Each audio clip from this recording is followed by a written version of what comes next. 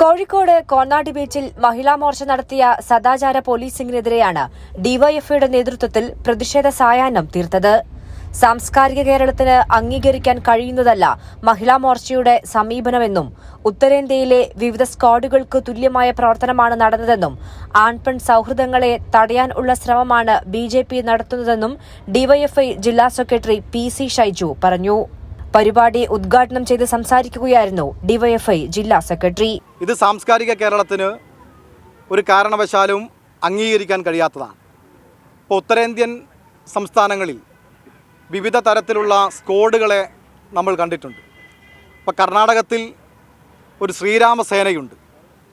ആ ശ്രീരാമസേന ആൺപെൺ സൗഹൃദങ്ങളെ ഇഷ്ടപ്പെടുന്ന സേനയല്ല.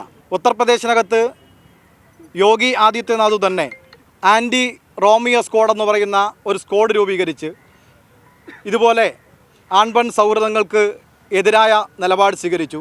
അതിന് സമാനമായ രൂപത്തിലേക്കുള്ള ഒരു ഇടപെടലാണ് ഇവിടെ മഹിളാ മോർച്ചയുടെ നേതൃത്വത്തിൽ ഉണ്ടായിട്ടുള്ളത്. ഡിവൈഎഫ്ഐയുടെ പ്രതിഷേധ സായാഹ്ന പരിപാടിക്ക് അഭിവാദ്യം അർപ്പിച്ച് ഡിവൈഎഫ്ഐ സംസ്ഥാന പ്രസിഡന്റ് വി വസീഫും എത്തി.